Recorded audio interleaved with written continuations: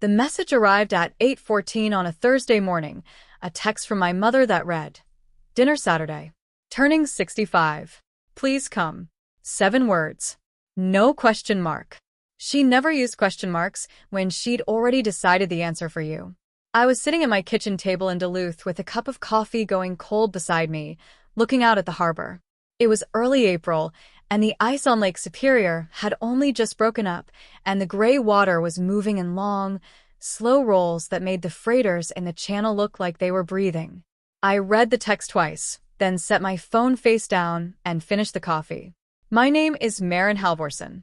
I was 34 years old that April, and I had worked as a commercial loan officer at a regional credit union in Duluth for 9 years. I knew how to read a balance sheet the way some people read faces. I knew which numbers told the truth and which ones were dressed up to tell a story. I had learned early that those two things were very different. I texted my mother back, "I'll be there."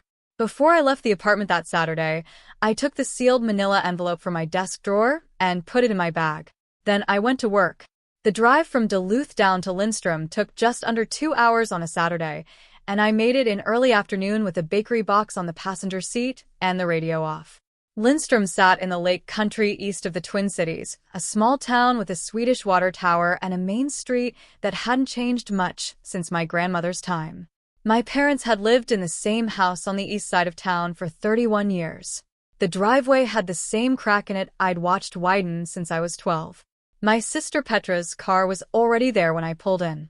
So was a rental I didn't recognize, which meant her husband Garrett had flown in from wherever he was working that month. I sat in my car for a moment with my hands on the wheel and looked at the house. The lights were on in the kitchen. I could see someone moving behind the curtain. I took the bakery box and went inside. My mother was at the stove, and she turned when I came through the door and smiled the way she always smiled at me, warm and slightly distracted, like I was a pleasant reminder of something she'd been meaning to get to. She was wearing the blue cardigan I'd given her for Christmas 2 years running, because she kept wearing it until it wore out. "You made it," she said. "I said I would," I said. She patted my arm and turned back to the stove. My father was in the living room with Garrett, talking about something that involved a lot of nodding. I set the bakery box on the counter and went to say hello. Petra was upstairs. I could hear her on the phone, her voice carrying through the ceiling in that particular register she used when she wanted someone to know she was busy. She came down 20 minutes later, still in her coat. She kissed my mother on the cheek, told my father he looked good, and then looked at me with the pleasant neutrality of a person who has decided in advance that nothing you say is going to be interesting. "Maren," she said. "Petra," I said. She hung up her coat and opened the refrigerator, and that was that. We had been this way for a long time. Not hostile, not cold, just calibrated. Petra was 4 years older than me, and she had always operated on the assumption that being older meant she'd gotten there first, and therefore knew more. She had a degree in marketing from a school in Madison and a husband who worked in commercial real estate development and a house in Wayzata that she referenced in conversation about twice per visit. She had her mother's ease in her room and her father's certainty about her own conclusions. What she did not have was any particular understanding of money. Not the way I understood it, not the ledgers, not the compounding, not the slow patience of letting something build while you don't touch it. What she had was a good eye for how things looked, which had served her well for a long time, and which she had confused, somewhere along the way, with financial intelligence. I did not hold this against her. I had watched her make decisions that made me wince internally and had said nothing, because they were her decisions to make. But I had also watched her watch me, and I knew she had a picture of me in her head that had been assembled over years from small pieces. The apartment in Duluth she considered modest, the car I drove that was 7 years old but paid off, the vacations I did not take, the clothes I bought that were good quality, but never conspicuous. She had assembled these pieces into a portrait of a woman who did not quite understand the world, and she had been polishing that portrait for years without ever once asking me to sit for it. Our father was a retired high school principal who had worked in the Chisago Lakes district for 28 years. He was a quiet man with opinions he delivered like furniture, solid, immovable, placed once and never reconsidered. He loved us both in a way that was mostly practical. He believed in self-sufficiency as a moral category. He had opinions about debt that he delivered at intervals whether or not the topic had come up. Our mother, Karen, was the one who held the house together. She worked part-time at the library in Lindstrom and spent the rest of her time managing the logistics of a family that did not entirely know it was being managed. She was turning 65 on Saturday, and she had asked for dinner at home, which was what she always asked for, and which we always gave her. Dinner was at 6. My mother made pot roast with root vegetables the way her own mother had made it, and there was a salad and a bread my father had picked up from the bakery in town. We sat around the table the way we always sat, my parents at the ends, Petra and Garrett on one side, me on the other, and for the first 40 minutes everything was exactly what it was supposed to be. My mother talked about a book she was reading. My father asked Garrett a question about the housing market that Garrett answered at length. I refilled the water glasses when they got low. Then Petra set down her fork. She had been building to something. I could feel it the way you feel weather coming in off the lake, a certain pressure in the room, a change in the quality of the air. She had been pleasant all through dinner in a way that was slightly too even, too practiced, the pleasantness of someone who is managing the temperature of a room because they need it at a specific degree when they make their move. She looked at me across the table and said, conversationally, the way you might comment on the bread, Maren, I keep meaning to ask, what does your savings actually look like these days? The table went quiet in that particular way that means everyone heard it, but no one wants to be the first to acknowledge it. It looks fine, I said. Because I was just reading something about how people our age, well, your age, tend to underfund their retirement and not even realize it. She tilted her head. Are you in a target date fund or something like that? I have a few different vehicles, I said. She smiled. I'm just asking because Garrett and I have been working with an advisor in Wayzata who is really incredible, and sometimes I think about how long you've been at the credit union and the salary range there, and I worry a little. She looked at my mother, including her in it. I think we all do.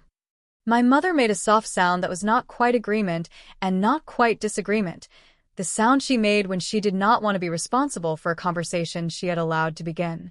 I let it sit there. Garrett was looking at his plate. My father was looking at Petra with the mild approval he reserved for people who said out loud what he had been thinking privately. She's always been careful, my mother said, which was the kindest thing available to her and which Petra absorbed without any change in expression. Careful is good, Petra said. A savings account isn't really a strategy. At a certain point you have to be doing something with your money, not just letting it sit. She paused. I mean, no offense. I just think sometimes people keep pocket change in a savings account and think they're set, and then 20 years go by. The phrase landed the way she intended it to, lightly, with a smile behind it, deniable if necessary. Pocket change. She had not said it to me, exactly. She had said it about a hypothetical person who happened to share every circumstance with me. I looked at her. The room was quiet. Thanks for thinking about it, I said. My mother stood to clear the plates. I helped in the kitchen while Garrett and my father moved to the living room, and Petra refilled her wine glass and positioned herself at the kitchen island in a way that meant she was done with the conversation and had filed it as resolved. She pulled out her phone and began scrolling. I stacked the plates at the sink and thought about the drive home. I thought about the harbor in Duluth in the dark, the red lights on the lift bridge, the freighters sitting low and steady in the water. I thought about a number, which I often did when I needed to settle myself, not because the number was the point, but because it was true, and true things were steady. The number was $612,000. That was what I had in various accounts as of the end of March. Not counting the equity in my apartment, which I owned outright. Not counting the $187,000 I had in a brokerage account I had opened at 26 and not touched in 8 years. Not counting the $54,000 sitting in a business account under an LLC I had formed 3 years ago when I started doing private financial consulting on the side. Those numbers were mine, assembled slowly, without anyone's help or anyone's knowledge, in the years when Petra had been in Wayzata with her advisor and her target date fund, and her picture of me. I dried my hands on the dish towel and went back to the table. My bag was on the chair where I'd left it. Inside it was the sealed manila envelope, the kind with a metal clasp and a string closure. I had put it there before leaving Duluth, not sure I would ever take it out, not sure I wouldn't. Inside it was a single page, handwritten in my own handwriting with the numbers on it, not to show anyone, just to keep, the way I kept all the important things. Close, contained, unnamed until the moment they were needed. On the outside, in pen, I had written 4 words. You already knew. Dad. Not his handwriting. Mine. An old joke between me and no one about the version of my father who would have known if he'd ever thought to look. I left the envelope in the bag. My mother came back to the table and I sat down with her, and the two of us ate the last of the birthday cake and talked about the book she was reading, and outside the kitchen window the April dark was coming in over the lake country in that slow, total way it did in early spring, and I watched it come. The credit union where I worked was on West Superior Street, on the 3rd floor of a building that also housed an insurance office and a tax preparation firm. I had been there 9 years, which meant I had watched 4 branch managers come and go and had twice been offered the manager position myself and twice declined it because the manager position required managing people, and what I was good at was numbers. I knew the difference. My title was Commercial Loan Officer 2.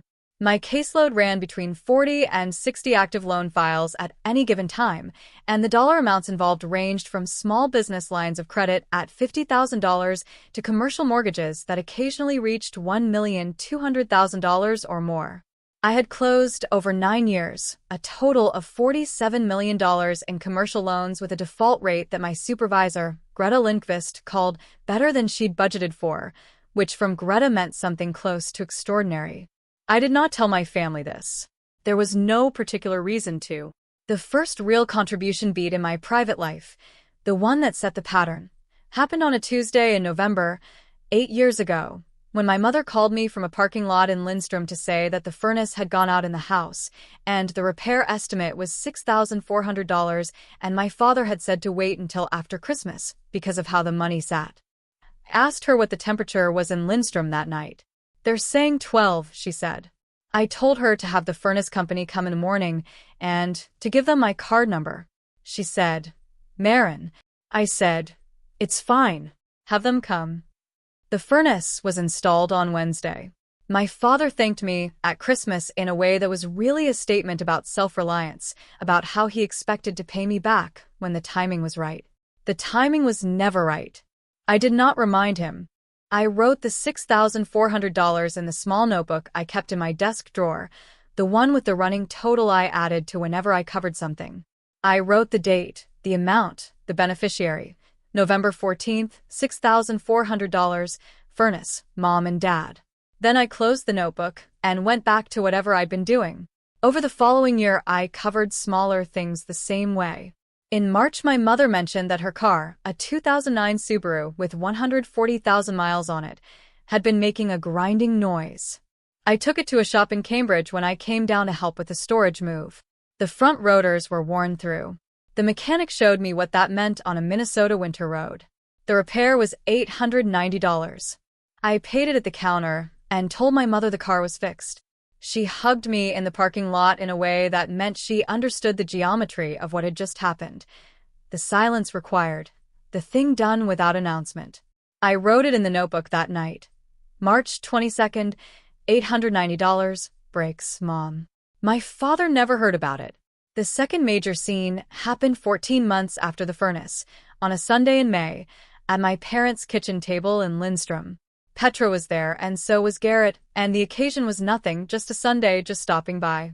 The conversation turned to my parents' roof, which my father said was fine, and my mother said had been losing shingles since the storm in August. Petra said, you should really get a proper inspection. These things compound. My father said he'd look into it. I asked my mother later, in the kitchen, when they'd last had it looked at. Your father says it's manageable, she said. I called a roofing company in Chisago City on Monday. They went out Tuesday. The report came back. The roof needed replacing within the year or the decking would begin to take water damage. The estimate was $14,300. I paid half, $7,150, and told my parents I'd gotten a deal through someone at work, which was not entirely untrue in spirit, if not in fact. My father thanked me the way he thanked me for things, briefly, and with a statement attached about how he intended to straighten it out. I told him not to worry about it. I wrote it in the notebook. May 7th, $7,150 roof, Mom and Dad.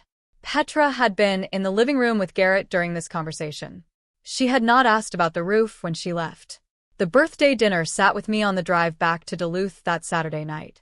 Not the insult. I had a long relationship with Petra's insults, had cataloged them the way you catalog weather events, with dates and intensities and notes on the damage they did or didn't do. What sat with me was something else. A shift in the air pressure. The sense that something was building and that it would arrive, eventually, the way things always arrived, by phone, at an inconvenient hour, with an ask attached. I drove north on 35 through the dark, through the pines that line the highway north of Hinckley, through the old lake country, and I thought about the manila envelope in my bag on the passenger seat. I had not taken it out at the dinner table. I had not shown it to anyone. That was fine. The time for it was not Saturday. The time for it was not yet. I got home at 11:40 and let myself into my apartment and stood at the window for a moment looking at the harbor. The lift bridge was lit red. A freighter was moving out through the channel, slow and heavy and indifferent to the hour. I took the envelope out of my bag and set it on the kitchen counter, where I could see it. Then I went to bed. 3 weeks later, the call came. It was a Sunday, 7:22 in the morning, and I was making coffee. I looked at the screen when it buzzed against the countertop. Petra's name. I stood there for a moment with the coffee in my hand and the morning coming gray through the east-facing window, and I thought about the envelope on the counter, which I had moved to the drawer in my desk the day after the birthday dinner, but which I knew was there, the way you know where all the important things are even when you can't see them. I answered on the third ring. "I need to ask you something," Petra said. Her voice was different. The evenness was gone from it. Under the surface of her words was something I recognized from loan files, the particular quality of a person who is about to ask for something they have already decided they are owed. "Ask," I said. She told me about Garrett's development deal, the one that had been 18 months in the making, the one that was supposed to close in March but hadn't because of a title issue that had become a financing issue that had become, as of 2 weeks ago, a cash flow crisis. She said the word, temporary. She said the phrase, bridge the gap. She said the number $40,000. I put my coffee down on the counter.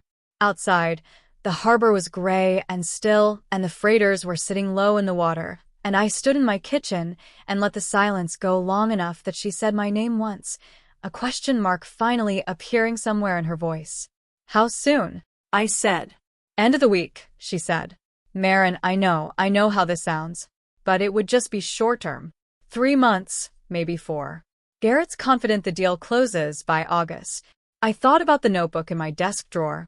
I thought about the total at the bottom of the last page. I thought about pocket change in a savings account. "Let me think about it," I said. "Of course," she said. Of course." After she hung up, I stood there for a long time. Then I went to my desk, opened the drawer, and took out 2 things. The small notebook with the running total, and the manila envelope. I set them both on my desk and looked at them. On the front of the envelope, in my handwriting. "You already knew, Dad." I didn't open either one. Not yet. I sat at my desk for a long time after I set the phone down. The morning had gone fully light by then. The harbor outside my window was the color of old pewter, and a thin line of clouds sat along the horizon above Wisconsin. I could hear the building's heat running in the walls, that familiar low tick and rush. I looked at the 2 objects on the desk. The notebook. The envelope. I did not open them. I stood up. I walked to the kitchen. I poured the rest of the coffee down the drain. I rinsed the mug. I set it on the drying rack. I went back to the desk. I sat down again. I pulled the notebook toward me and opened it to the last page with writing on it and looked at the column of figures there without adding them up, because I did not need to add them up. I already knew the total. Then I picked up the envelope. I turned it over once in my hands. I set it down again with the written side facing up. "You already knew, Dad." I went for a walk. The walk took me down to the lake walk, which was mostly empty on a Sunday morning in late April. The ice was fully out now, and the lake was open all the way to the horizon, dark blue and cold-looking in the way it always was until June. A woman was running with a dog. 2 older men were standing at the railing looking at the water, talking in the comfortable shorthand of people who have known each other a long time. I walked east toward the lift bridge and stood at the railing and watched a freighter, the same one I'd seen going out the night of the birthday dinner, or one exactly like it, sitting at anchor in the channel, waiting for something. Clearance, probably. Or a berth. Freighters waited with a patience that had always struck me as structural rather than chosen. They waited because there was no other option, and so the waiting was simply part of what they were. I thought about Petra's voice on the phone, the particular texture of it, the need underneath the phrasing. I thought about Garrett and his development deal, and the phrase "bridge the gap" and the number $40,000 said in the same tone someone might use to ask for a glass of water. I thought about pocket change. I turned around and walked back to my apartment. I took the notebook and the envelope off my desk. I put them both in my bag. Then I called Petra and told her I'd drive down to Wayzata on Friday. Petra and Garrett's house was on the west side of Wayzata, on a street of large houses set back from the road behind lawns that were very green for April. Garrett's car was in the driveway, but the house was quiet when I rang the bell. Petra answered the door in weekend clothes, her hair down, and she smiled at me with the careful warmth of someone who needed something. "Come in," she said. "Coffee?" "Sure," I said. The kitchen was large and very clean. There was a kitchen island with 4 stools and a coffee maker that appeared to cost more than my first car. I sat at the island and Petra poured 2 cups and set one in front of me, and then stood on the other side of the island, which was how she positioned herself when she wanted the counter between us. "Garrett's upstairs," she said. He felt bad about not being here, but he had a call. "That's fine," I said. She wrapped both hands around her mug. "I really appreciate you coming down. I know it's a drive." "It's 2 hours," I said. She nodded. Then she said, "I know the timing is terrible, but the deal is solid, Maren, it really is. The title issue is fully resolved and the financing is back on track. It's just a cash flow window. 6 weeks, 8 at the most, and Garrett is confident." "You said 40,000, I said. "Yes. And 3 months. 4 at the outside." I looked at her. She looked back at me with an expression that was working hard to stay in the register of reasonable, collegial adults having a practical conversation. Under it was something tighter. Something that knew it was asking for a thing it had not earned the right to ask for, and was hoping I hadn't noticed. I had noticed. I reached into my bag and took out the manila envelope and set it on the counter between us. She looked at it. Her hands tightened slightly around her mug. "What is that?" she said. "Open it," I said. She set her mug down. She picked up the envelope and turned it over. She saw the writing on the back. "You already knew. Dad," and her expression shifted in a way I couldn't fully read, something between confusion and something older. She worked the metal clasp open and drew out the single folded page inside and unfolded it. I watched her read it. It was a simple document. 1 page, my own handwriting, formatted the way I formatted things at work. Date, description, amount, cumulative total. 11 entries spanning 8 years. The furnace in November. The brakes in March. The roof in May. A water heater the following winter. Car insurance for 2 years when my father was between things. Grocery runs I'd done quietly when I could see my mother's budget was tight. Medical copays I'd covered without being asked. The entry amounts ranged from $214 to $7,150. The cumulative total at the bottom was $31,840. Petra read it once. Then she read it again. I could see her moving through the column of numbers the way you move through a room in the dark, slowly, your hands out in front of you. The kitchen was very quiet. "This is," she started. "That's 8 years, I said. "Your parents." "Not mine. Ours." She looked up. Something in her face had reorganized itself. The careful warmth was gone. What was underneath it was harder to name. "I didn't know about any of this," she said. "No," I said. "You didn't."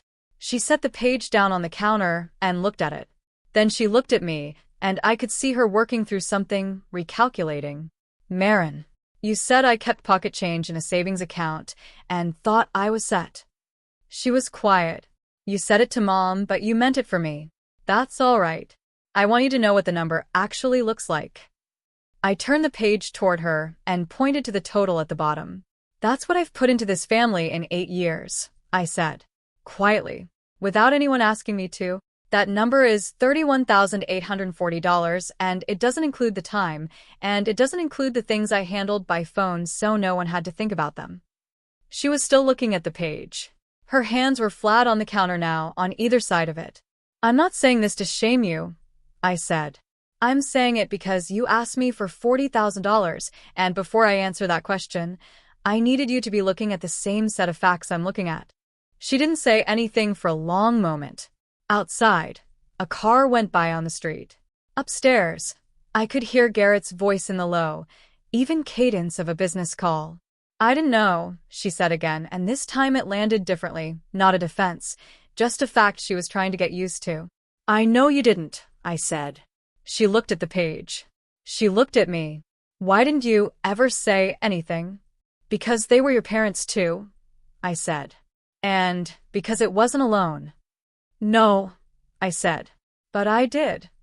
I folded the page, put it back in the envelope, and put the envelope in my bag. I finished my coffee. I set the mug down on the counter, without hurrying. Then I said, I'll think about the $40,000. I'll let you know by Monday. She looked at me. Her mouth opened slightly, and then closed again. I picked up my bag. Tell Garrett I hope the call went well. I walked to the door. I let myself out. I called Petra on Monday morning, before work, sitting at my kitchen table with the harbor going gold in the early light. She answered on the first ring, which told me she had been waiting. I'm not going to lend you the $40,000, I said. A beat of silence. Then, okay. Not because I don't have it. I want you to understand that. I have it. I have considerably more than that. But I'm not going to lend money to someone who doesn't know what I've already given, and I don't think you've had time to sit with that yet. Another silence. When she spoke, her voice was quieter than I'd heard it in years. The things on that list, she said. The roof. The furnace. I really didn't know. I know you didn't, I said. I should have. Yes, I said. You should have. She didn't say anything for a moment. I watched a freighter move out through the channel below, slow and heavy, the morning light breaking against its hull in long flat panels. I'm sorry, she said, for what I said at dinner. The pocket change thing. I know, I said. I know what it was, I said. I've known for a long time what it was. There was a long silence on the line, the kind that is not empty but full of things being adjusted, recalibrated, moved from one place to another in the architecture of what two people understand about each other. I don't know what to do about the $40,000, she said finally. Garrett's going to. That's not my problem to solve, I said. Not unkindly. Just evenly. You have an advisor in Wayzata. Talk to him. That's what he's there for. She was quiet for a moment.